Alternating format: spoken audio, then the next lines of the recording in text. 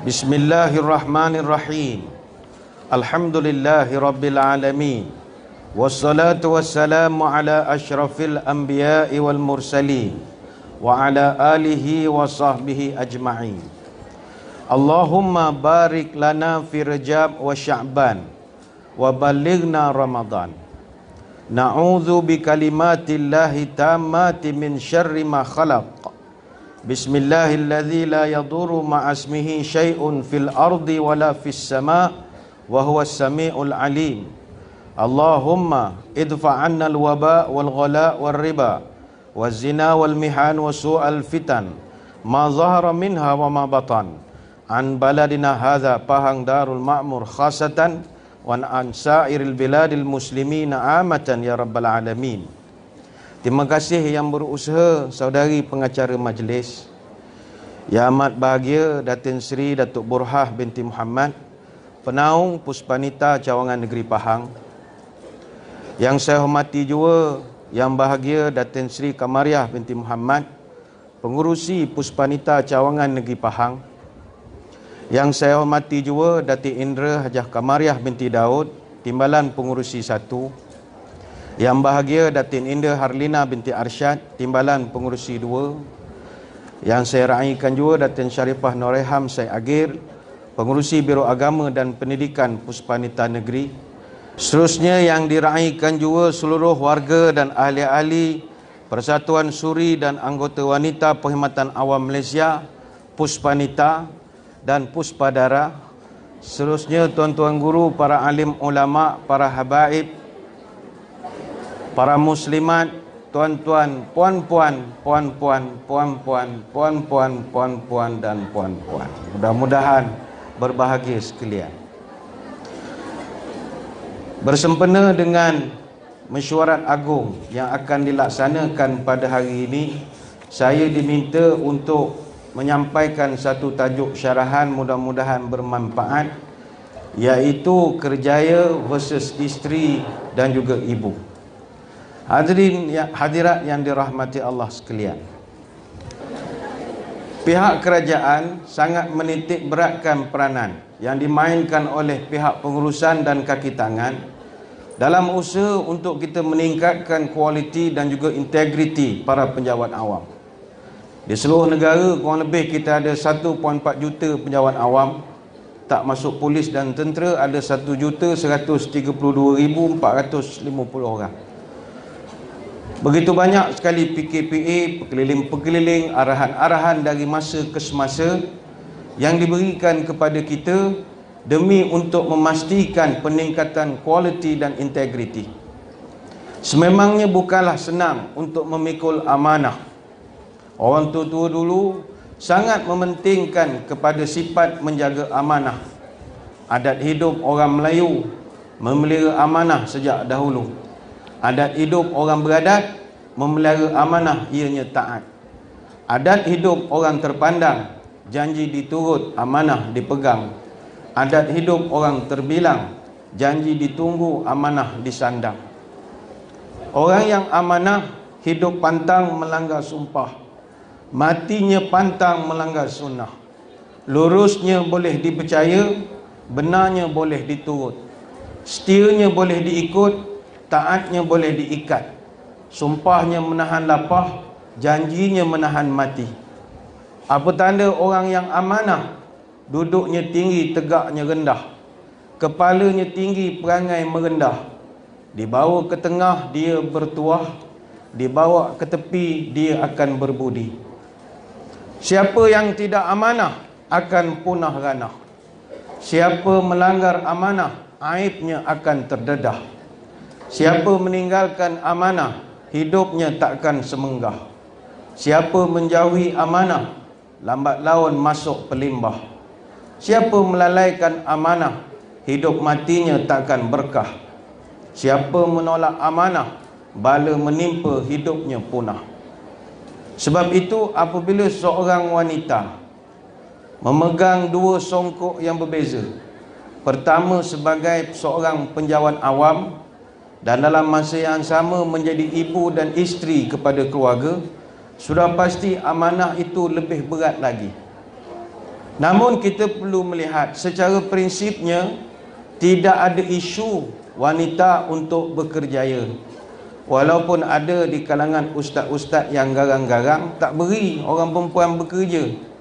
Tetapi hari ini kita melihat pelibatan wanita dalam dunia pekerjaan, sama ada bekerja sendiri atau ada majikan, sama ada di sektor awam, korporat maupun bisnes, sampailah urusan kenegaraan dan pembuat-pembuat dasar, bukanlah satu pelibatan yang baru.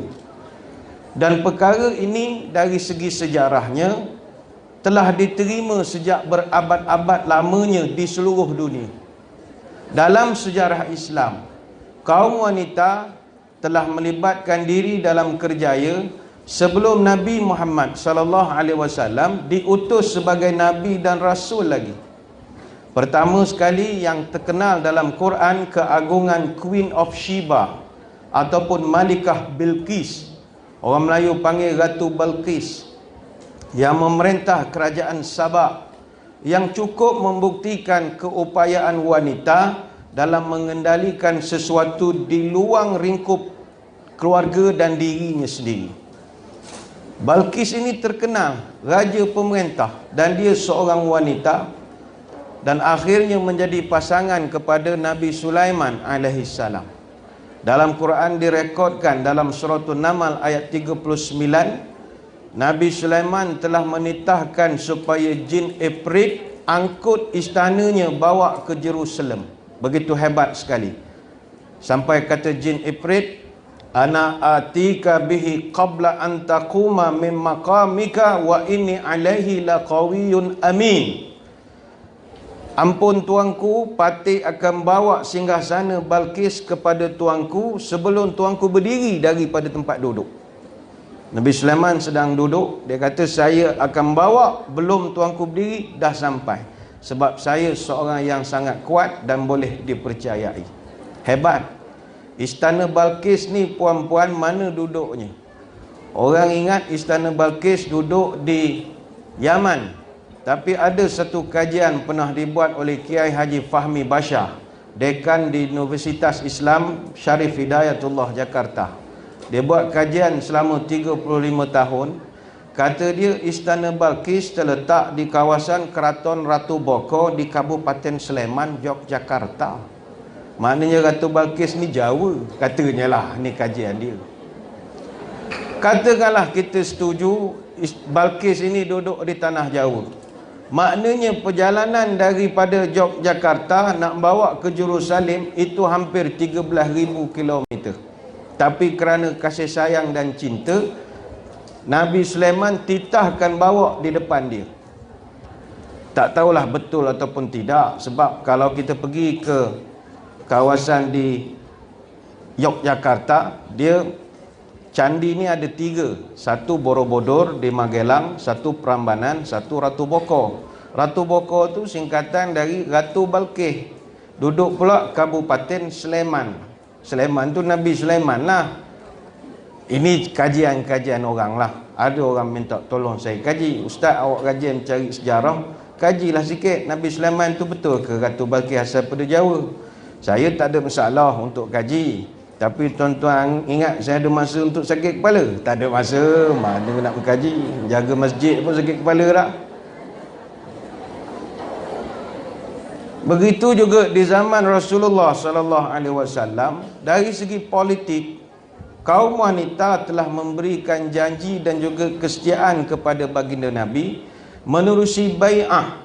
Itu jelas peranan yang dimainkan oleh Asma binti Amru dari Bani Salamah ataupun Nusaibah binti Ka'ab dari Bani Najjar dalam Baitul Aqabah yang kedua, yang melibatkan 73 individu tokoh terutama orang wanita buat perjanjian MOU dengan Nabi ketika itu. Maka kewujudan wanita dari segi kerjaya itu tidak timbul masalah dari satu segi. Begitu juga dalam soal bisnes perniagaan. Kaum wanita dalam bisnes begitu terserlah kejayaannya menerusi Sayyidatina Khadijah binti Khuwailid yang merupakan seorang ahli perniagaan yang terkemuka lagi disegani. Begitu juga dari sudut dalam bidang akademik dan keilmuan. Ada satu kajian pernah dibuat oleh Dr. Muhammad Akram Nadwi dari Pusat Pengajaran Islam Universiti Oxford. Dia tulis buku berkenaan Al-Muhaddithat, The Women Scholars in Islam. Dia buat kajian tentang perawi-perawi hadis di dalam disiplin ilmu Islam. Dalam catatan dia, pada zaman baginda Nabi, ada satu rekod daripada Ibnu Sa'ad dalam tabaqatnya. Zaman Nabi, 16.5% daripada perawi hadis adalah kaum wanita, lebih kurang dalam 1,200 orang. Dan hadis yang terkenal tentang wuduk misalnya, itu hadis daripada riwayat Rubiyah Muawid bin Afrah. Hadis wuduk yang kita selalu amalkan. Dan dia sendiri meriwayatkan 44 hadis. Dan antara perawi zaman Nabi yang handal Aisyah. Aisyah sendiri, dia adalah salah seorang daripada 7 perawi hadis terbanyak sekali. Kalau Abu Hurairah diriwayatkan 5,374 hadis, champion nombor 1. Aisyah sendiri 2,210 buah hadis. Apa sebab Aisyah banyak hadis? Dia dekat dengan Nabi dan dia berani tanya Nabi apa-apa yang disuarakan oleh kaum wanita ketika itu. Daripada 10 periwayat hadis, periwayat wanita yang meriwayatkan hadis, 5 daripadanya adalah isteri-isteri Nabi. Dan di zaman itu kelas-kelas khas untuk wanita banyak diwujudkan. Asma binti Umais, dia sendiri meriwayatkan 24 hadis. Dia sendiri jumpa Nabi untuk buat kelas khas untuk kaum wanita. Itu zaman Nabi. Datang pula zaman tabi'in. Ada catatan daripada Ibnu Hibban. Zaman tabi'in 1.09% perawi hadis adalah wanita. Maknanya kurang lebih dalam 90 orang. Kata Az-Zahabi, ulama dan perawi wanita sangat tinggi integritinya, sehingga ulama lebih selesa membaca hadis daripada riwayat kaum wanita. Dalam kitab Mizanul I'tidal ada dicatatkan nama 4,000 perawi-perawi yang dusta, tak ada seorang pun perempuan, semuanya laki-laki. Antara tokoh ulama wanita zaman itu cicit kepada Nabi sendiri, Nafisah binti Zaid bin Hasan bin Ali bin Abi Talib. Dia ni guru kepada Imam Syafi'i. Ummu Umar As-Saqafiyah, ini guru kepada Imam Ahmad bin Hanbal. Ibn Hajar Al-Asqalani juga berguru dengan lebih pada 30 orang perempuan, guru wanita. Imam As-Sakhawi berguru dengan lebih daripada 40 orang guru wanita. Imam As-Suyuti berguru lebih daripada 33 orang guru wanita. Pendek kata, kalau kita nak aturkan satu persatu, itu pelibatan wanita sebagai dalam kerjaya, benda bukan baru. Mungkin ada yang kata, oh, yang ustaz cerita tu semua zaman Nabi, zaman salafus saleh. Belah kita ni mana ada orang perempuan duduk di dapur saja. Tidak. Abad ke-17 muncul Ratu Sinuhun, Ratu Kerajaan Palembang yang merupakan suri kepada Pangeran Sidok Ing Kenayan. Dia menulis kitab Simbur Cahaya.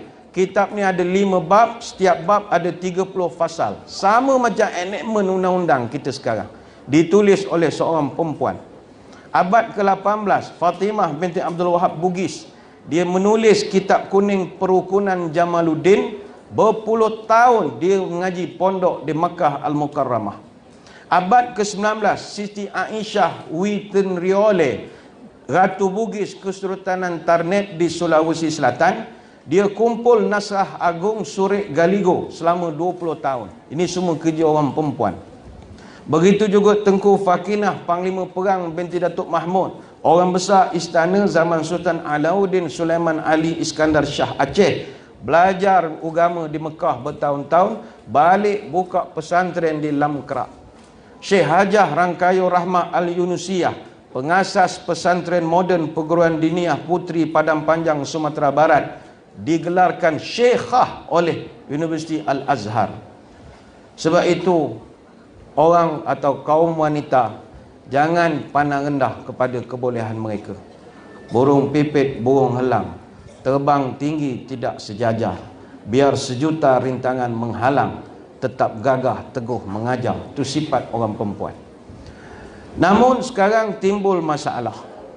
Ramai wanita yang berkerjaya, tetapi timbul pula isu keseimbangan antara kerjaya dan keluarga. Kita di Jabatan Agama agak risau. Tiap-tiap tahun kita ada rekod seluruh Malaysia 150,000 pasangan muda yang berumah tangga. Namun JAKIM keluarkan laporan dalam tempoh 10 tahun hampir 145,000 kes-kes perceraian, maknanya ada 12,000 kes perceraian setahun, ataupun nisbah ada 70 kes perceraian sehari. Yang ini membimbangkan kita. Orang dulu-dulu nikah sekali buat, kahwin sampai ke lahat. Nikah sekali sudah, kahwin sampai ke tanah. Nikah sekali jadi, kahwin sampai ke mati. Tapi orang sekarang pagi bernikah, petang berpisah. Pagi menikah, petang bertingkah. Pagi menikah, petang minta pasah. Pagi menikah, petang menyalah. Pagi menikah, petang menyanggah. Belum hilang inai di jari, sudah bertengkar tiap hari. Belum hilang inai di tangan, bercakap sudah pakai tangan. Belum hilang merahnya inai, suami isteri dah pun bercerai. Rasa baru pergi kenduri dia bulan lepas, dengar cerita dah bercerai. Padahal masa kenduri berkompang-kompang, dah kahwin berlempang-lempang. Jadi pelik gitu je. Yalah, budak-budak sekarang ni, isteri sibuk, suami sibuk, tak jaga rumah tangga. Luar biasa sangat. 6 tahun dulu kes perceraian sekitar 44,000 kes saja setahun. Sekarang ni dah cecah sampai 500,000 kes. Sejak bersemaraknya budaya reunion dan gathering ini. Ini masalah. Sejak ada WhatsApp group, ada alumni dan macam-macam lagi, statistik ini bertambah. Cerai ikut Seksyen 47, lepas cerai ada 16,865 kes setahun. Cerai luar mahkamah 12,111 kes setahun. Cerai fasakh 5,528 kes setahun. Cerai ta'liq 2,111 kes setahun. Dan yang kita risau, cerai khulu atau tebus talak 86 kes setahun. Dulu tebus talak ni tak ada, hampir tak ada. Apa makna tebus talak? Puan-puan dah kahwin, ada anak, bagus, alhamdulillah. Tiba-tiba aktif WhatsApp group alumni sekolah Gedebong-Gedebang. Adalah dalam grup tu kita punya boya friend, hak zaman sekolah dulu. Boya friend. Boya friend kita ni memang boya betul, pandai pula cakap lembut, carry, ngambil berat apa semua. Suami pula jenis panas barang, jarang balik umum, sorat siang malam. Akhirnya rasa tak dibelai, tak dimanja. Rapat semula dengan boya friend. Akhirnya jatuh cinta, benci pada suami, nak cerai dengan suami, nak kahwin dengan boya friend. Jadi nombor 2, nombor 3 pun tak apa, kata dia. Nak cerai atas sebab apa? Suami tak ada kesalahan. Kesalahan dia tak cakap main telefon je, tak ada kesalahan tu. Duduk rumah main telefon siang malam. Itu bukan kesalahan, itu kesibukan namanya, dan kebodohan. Bawa mahkamah nak cerai apa? Jadi boleh cerai. Boya friend itu bayar lah. Bayar pada suami, berapa dia nak bayar. Itu mahkamah tentukan. Lepas tu pada suami, saya selalu pesan, kalau ada isteri bawa mahkamah, boya friend dia nak kahwin dengan dia semula, nak kahwin dengan dia, minta je tebus talak, kurang-kurang 1 juta, minta 1 juta terus. Alang kepala. Tapi mahkamah taklah layan semua permintaan. Agak-agak lah justify. Dia akan tengoklah keperluan hutang berapa, semua dia cek. Tapi yang penting benda ni dah wujud semula. Maka puan-puan sekalian, kita merasa begitu risau sekali bila melihat kepada data-data dan perkara kajian ini. Sebab itulah bagaimana kita nak mencari contoh terbaik keseimbangan antara keluarga dan juga kerjaya. Dalam dunia ini, solusi terbaik adalah kita kena seimbang. Seimbang iman dengan takwa, seimbang ilmu dengan amal, seimbang lahir dengan batin, seimbang kerja dengan lidah. Orang yang seimbang, duduk pertengahan, insya-Allah selamat. Sebab itu untuk cari formula bagaimanakah anggota Puspanita dalam masa yang sama dialah bekerja, dialah sebagai isteri dan ibu, kita mesti balik melihat kepada orang-orang terdahulu. Antara manusia yang terhebat dalam soal keseimbangan tak lain tak bukan Rasulullah sallallahu alaihi wasallam. Banyak hari antara hari tidak semulia hari Jumaat. Banyak nabi antara nabi tak akan semulia Nabi Muhammad. Baginda Nabi memberi contoh terbaik dalam menyeimbangkan antara family dan juga profesionnya. Sebab kehebatan seseorang bukan diukur dari kerjaya, tapi kehebatan seseorang diukur dari keberhasilannya dalam rumah tangganya. Sebab itu seorang laki-laki hebat macam mana pun kita muji dia, yang tahu cerita dia yang sebenar isteri dia saja. Hebat macam mana pun, sebab dia di rumahnya itulah menjadi ukuran. Tengoklah contoh baginda Nabi SAW. Nabi kita puji dia siang malam, dan dalam masa yang sama isteri-isteri dia pun memuji dia sebagai seorang suami. Nabi isteri bukannya seorang, bukannya dua, bukan tiga, bukan empat. Berapa isteri Nabi? Kana li Nabi tis'u niswatin. Nabi ada 9 orang isteri. Hadis Bukhari Muslim. Tapi macam manakah rumah tangga Nabi itu boleh balance dengan kejayaan Nabi mengembangkan agama sampai ke seluruh dunia? Macam mana boleh balance? Adakah rumah tangga Nabi tak pernah ribut? Mungkin ada orang kata Nabi tak apalah, tak pernah kelahi. Tak. Rumah tangga Nabi pun kelahi juga. Mana kalau puan-puan kelahi dengan suami, itu normal. Itu normal. Tidak ada yang tidak normal. Nabi pernah menjauhi isterinya selama sebulan. Merajuk, alaitu minhunna syahran. Saya pernah ilak. Ilak ni pulaukan. Isteri tak tidur sekali selama sebulan. Hadis riwayat Bukhari. Habis Nabi tidur di mana? Dalam setengah riwayat Nabi tidur dalam Masjid Nabawi. Riwayat yang masyhur Nabi tidur dalam kandang unta sebulan. Tapi tak pernah sekali pun Nabi halau isterinya daripada rumah. Itu tak pernah.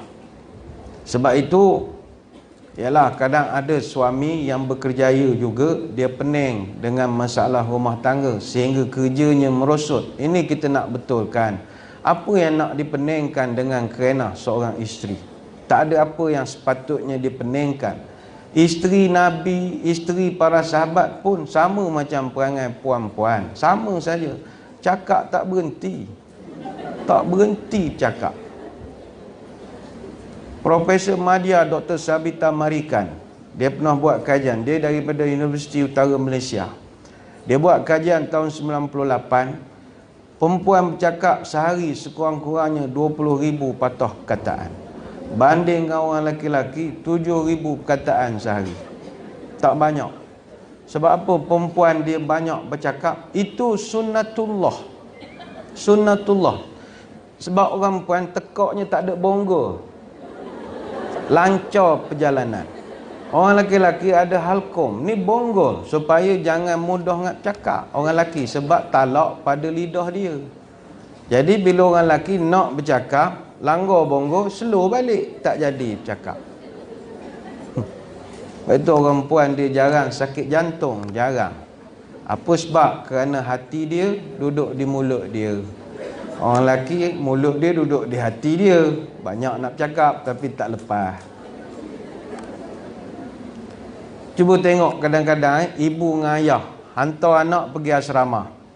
Dalam kereta mak ni daripada rumah sampai ke asrama di Jerantut tak berhenti nasihatkan anak. Daripada Kuantan sampai ke Jerantut, sekolah tahap contoh kan. Awak belajar elok, ingat senang dapat sekolah ni. Awak malu ke mak jumpa orang sana sini nak ngejah ke awak masuk ni. Kalau tak awak kena hantar ke Sarike ni, awak tahu tak? Awak jangan malas. Ayah dia buat bodoh je. Main telefon je. Sampai Jerantut. Bila sampai ke asrama nak turun barang, mak marah ke ayah, awak takkan nak nasihat langsung kan nak ni?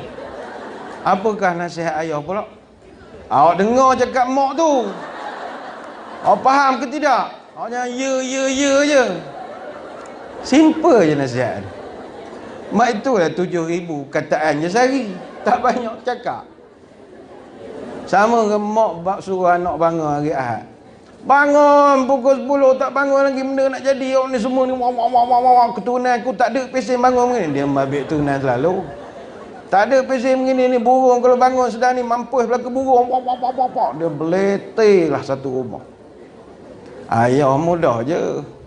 Dia pergi kat bilik anak, engkau pukul 10.30 tak bangun, aku terajar. Simple saja. Dia simple. 7,000 perkataan sehari.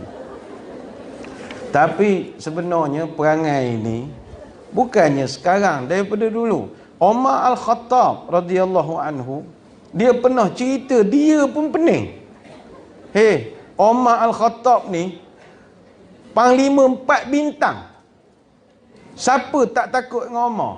Dulu masa dia muda, orang nak nidurkan anak, sebut nama dia, tidur budak.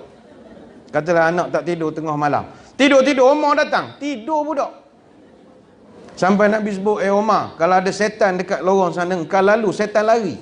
Setan takut dengan Umar.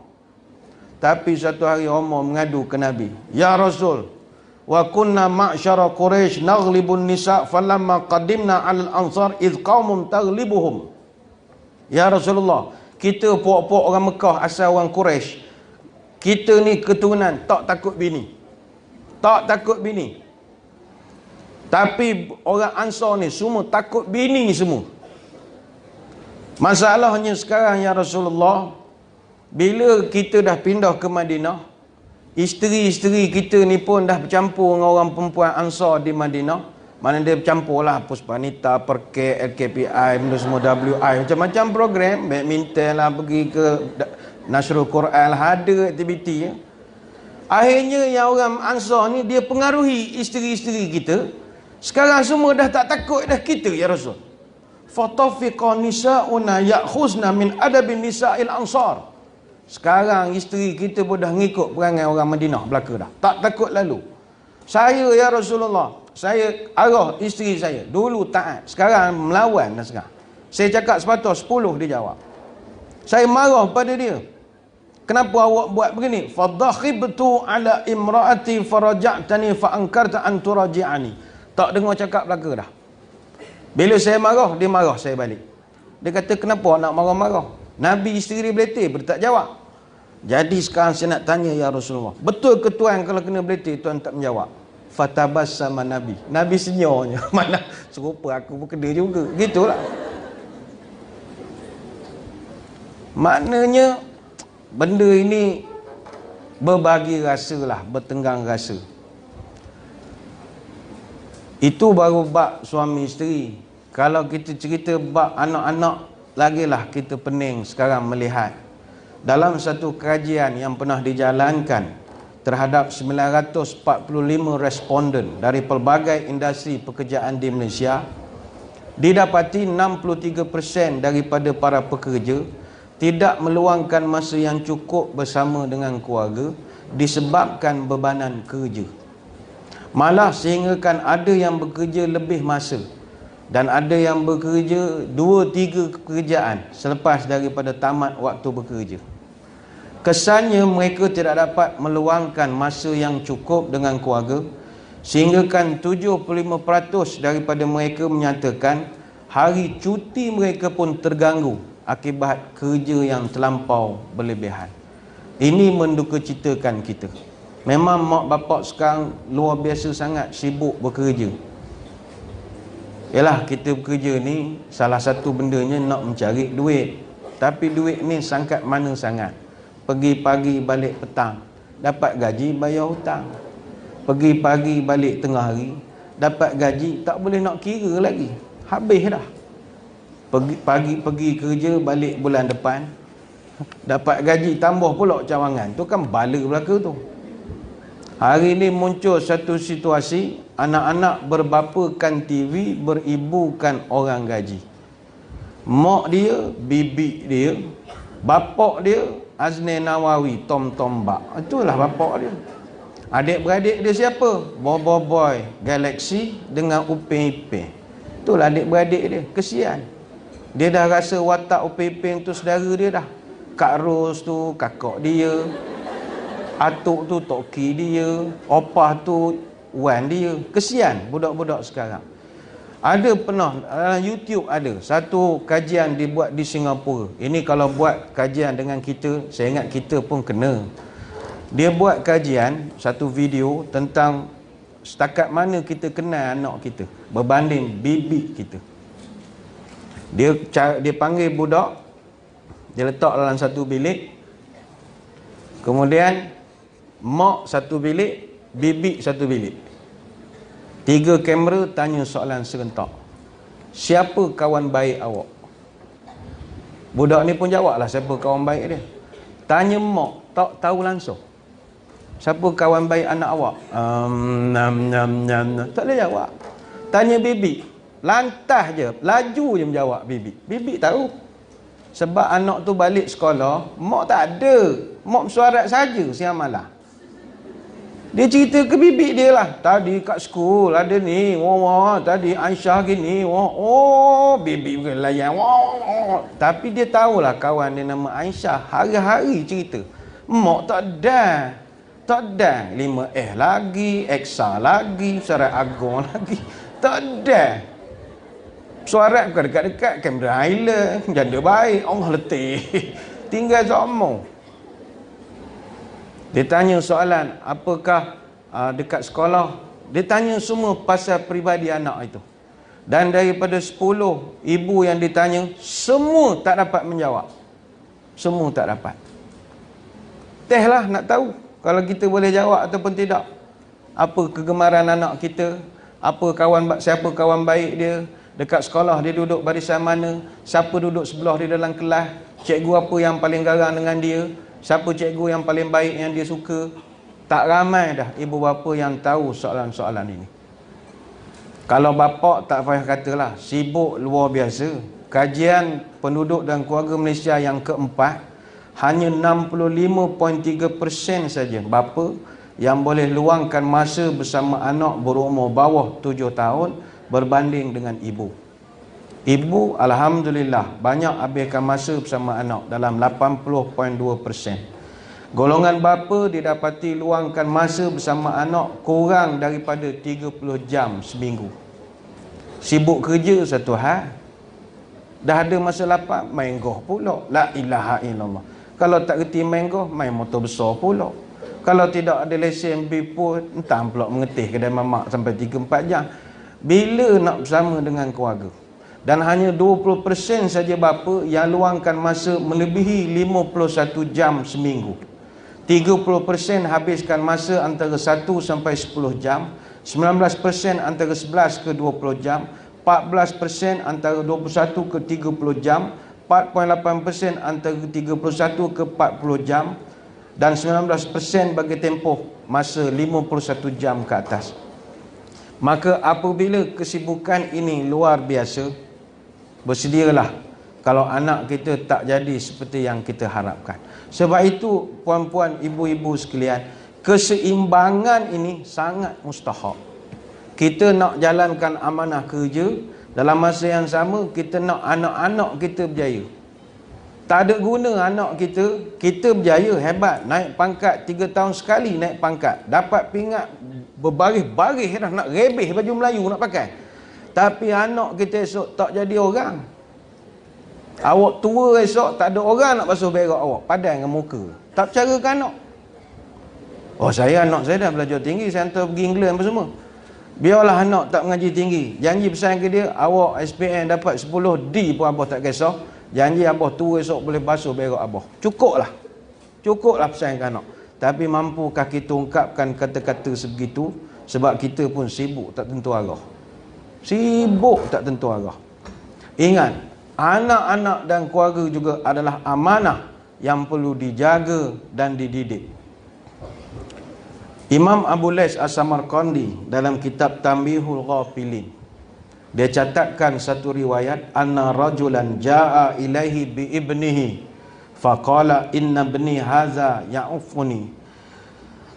Diceritakan Umar Al-Khattab satu hari datang seorang laki-laki mengadu pada dia, "Tuan, anak saya ni anak bujang, samsing, derhaka pada saya. Maka Umar pun marah pada budak itu. Amma takhafullah fi uquqi walidika, budak, mu tak takut ke mu derhaka dengan ayahmu? Fa inna min haqqil walid kaza wa min haqqil walidi kaza.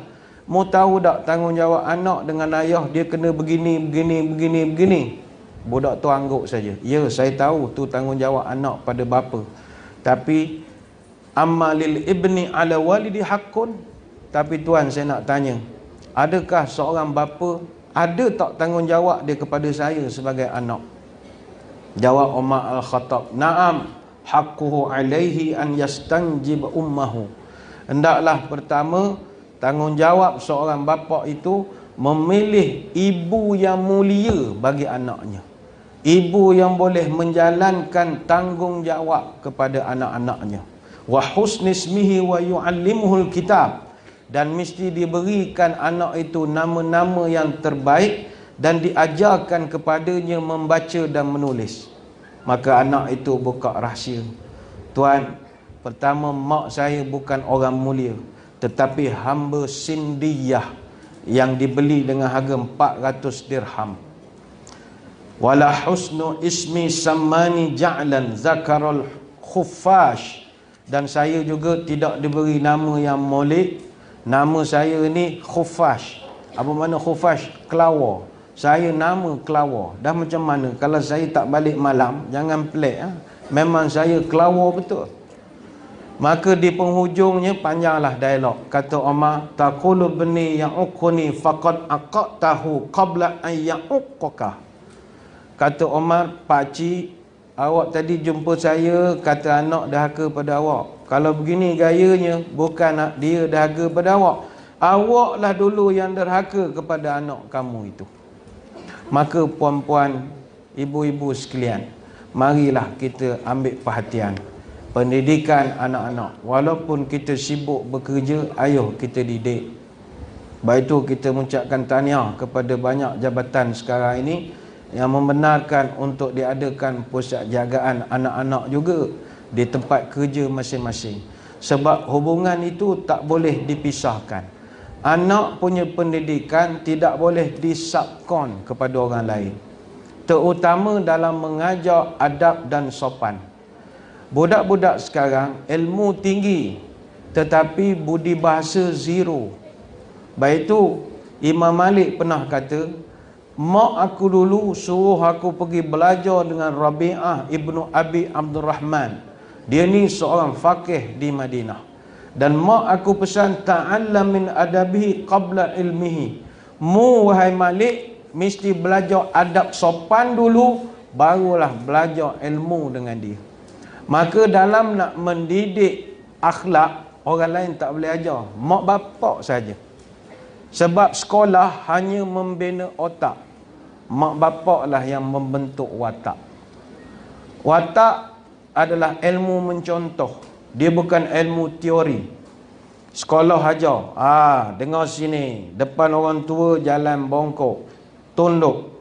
Kalau orang tua bercakap jangan menyampuk. Kita boleh ajar, tapi ilmu akhlak dia bukan ilmu teori. Ilmu akhlak adalah ilmu mencontoh. Anak cakap kasar sebab mak bapak dia di rumah pun cakap kasar. Anak suka sumpah seronok, mak ayahnya pun suka sumpah seronok. Ada kawan saya, dia ni kerja offshore, 2 minggu laut, 2 minggu darat. Jadi jarang dia duduk dengan anak dia. Anak dia kecil lagi, baru umur 5-6 tahun gitulah, anak perempuan. Dia kata, anak aku bawa naik kereta pagi nak hantar pergi tadika. Dalam perjalanan dia jarang hantar anak. Ada masa dapat dia duduk darat, dia hantar lah. Aku bawa anak, tengah jalan tu adalah orang melintah, tak guna zebra crossing yang pedestrian punya tu. Jadi aku horn lah, marah lah, mana boleh melintah koksi-koksi begitu je. Anak kawan dia kata umur 5 tahun, boleh cakap kawan, abah langgar ya abah. Mengaji di mana perkataan begini ni? Rupa mak hari-hari cakap gitu. Mak sakit hati. Bapak kau tak ada, aku semua benda nak kena urus, aku nak pergi kerja lagi, ngantar anak sekolah lagi. Ada hari dia berangin sikit, Dia marah habis. Anak tu dengar je. Oh, dia dengar agak mak dia kata aku langgar orang ni kan, terhege-hege. Anak tu ngikut. Ilmu akhlak, ilmu menyontoh. Kemudian yang kita khawatirkan juga adalah dari segi pendidikan peribadi, pendidikan ilmu. Puan-puan, ibu-ibu sekalian, kata orang putih, if you want to be happy a day, make a party, go shopping. Kalau kita nak gembira satu hari, buat parti. Bukan parti politik, pening kepala buat parti politik. Buat parti hiburan. Minimum parti Tupperware. Okey dah, suka nyusun Tupperware.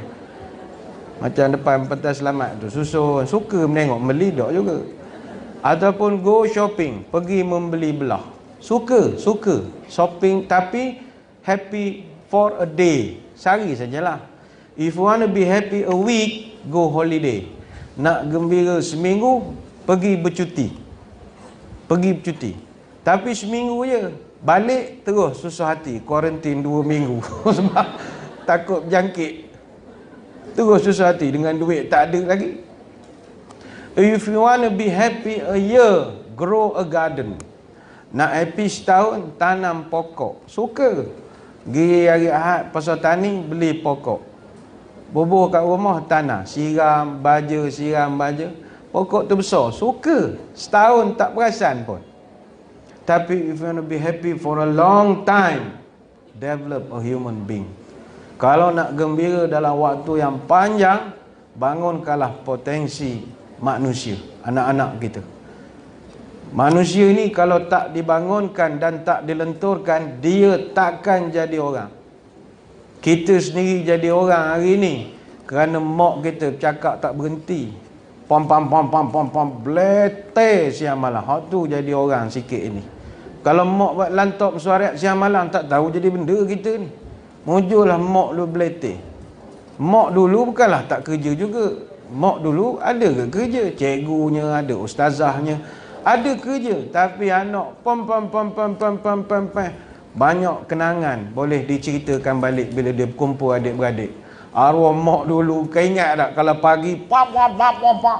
Mak lu kau ingat tak kalau hari Ahad je tak ada benda lah.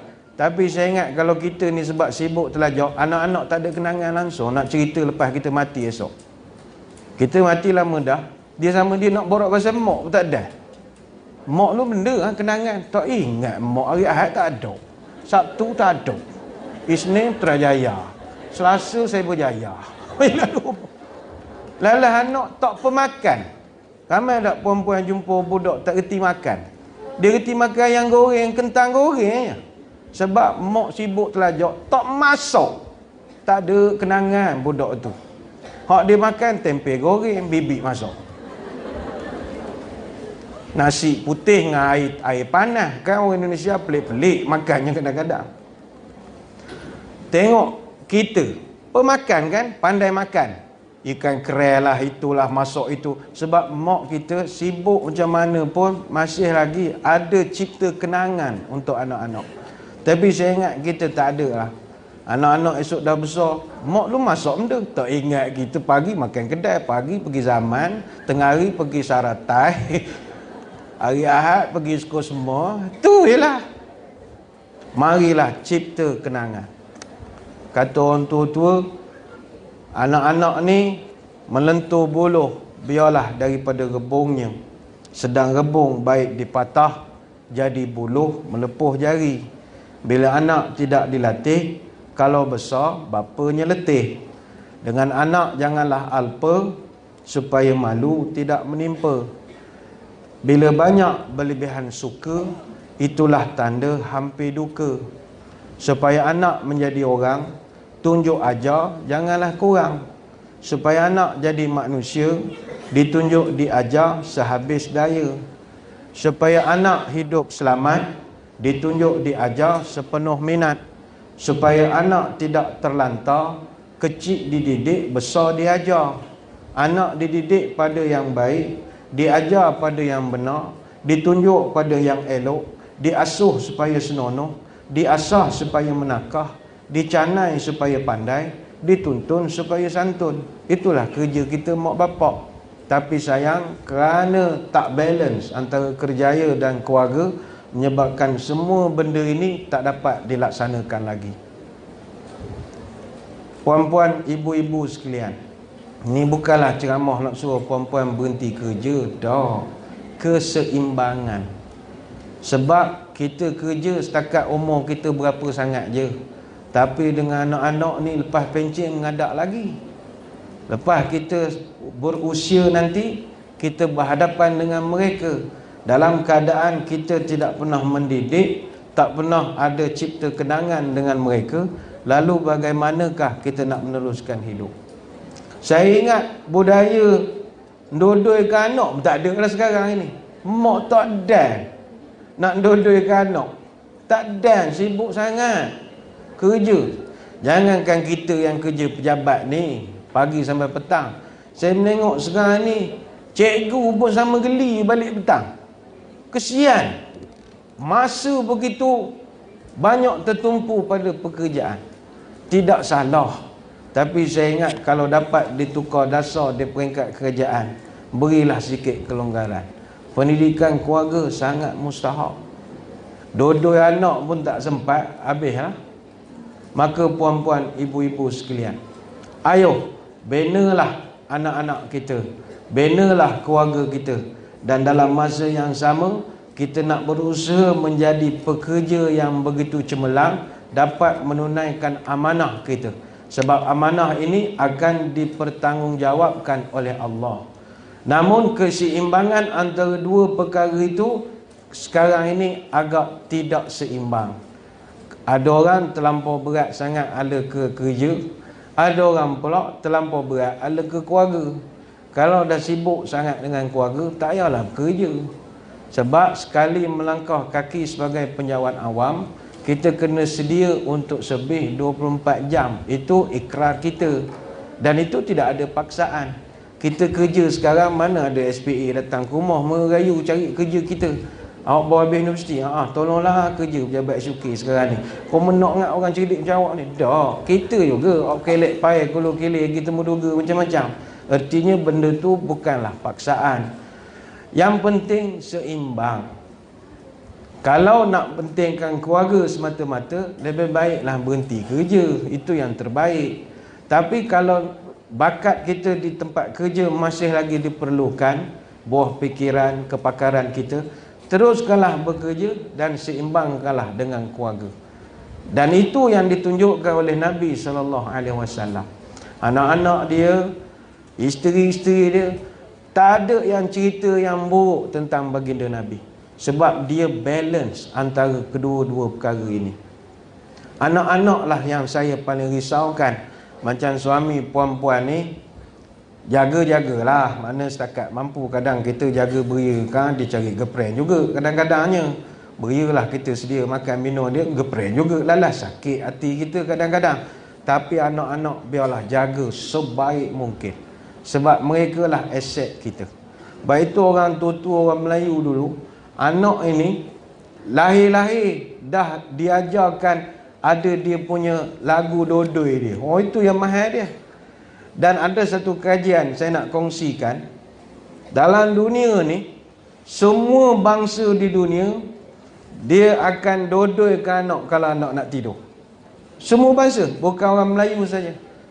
Kalau macam kita orang Melayu, kita dodoikan anak. Itu dodoi ni kalau nak suruh dia tidur. Kalau nak suruh dia bangun, pasanglah Oppa Gangnam Style, bangun budak tu. Kalau orang India, dia ada lagu Talatu. Kalau Indonesia, Nina Bobo. Artinya satu dunia.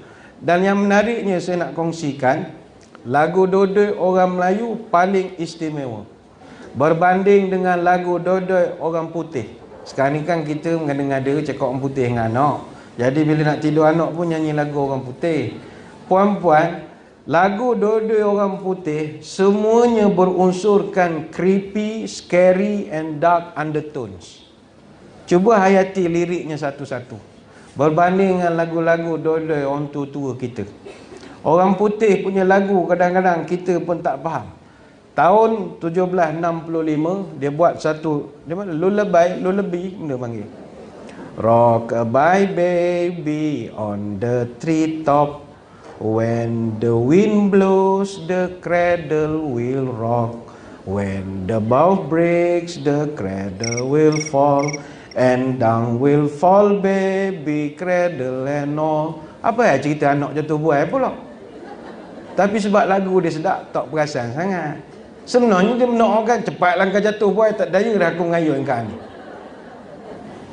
Sama juga tahun 1744, London Bridge is falling down, falling. Apa cerita minta jambatan runtuhnya?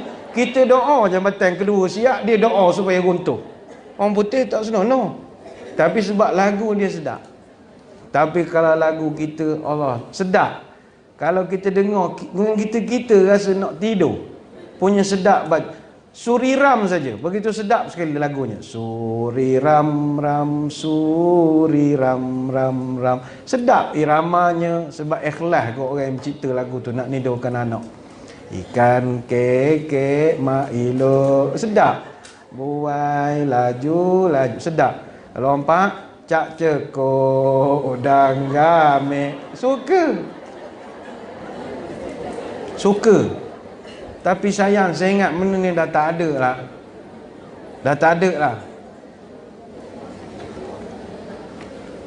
Sebenarnya banyak kita nak bercerita, tetapi sebab hari ni kita ada mesyuarat agung, maka saya kira sekadar itu sajalah sembang-sembang kita pada kesempatan pagi ini, dalam rangka kita nak membincangkan soal kerjaya versus isteri dan ibu. Kita doalah kepada seluruh warga Puspanita, ibu-ibu, puan-puan, moga Allah memberikan kekuatan dalam menjalankan amanah sebagai penjawat awam dan seterusnya amanah sebagai isteri dan seorang ibu. Ingatlah, kedua-dua amanah ini kalau dapat dipikul dengan baik dan dilaksanakan dengan penuh bertanggungjawab, tidak adalah balasan tertinggi yang akan puan-puan akan dapat, melainkan syurga daripada Allah. Moga-moga mesyuarat agung berjalan lancar. Saya mengucapkan ribuan terima kasih di atas undangan. Mohon maaf sebarang kekurangan. Mudah-mudahan kita bertemu pada lain-lain kesempatan. Wabillahi taufiq wal hidayah. Assalamualaikum warahmatullahi wabarakatuh. Wallahu a'lam. Waalaikumsalam.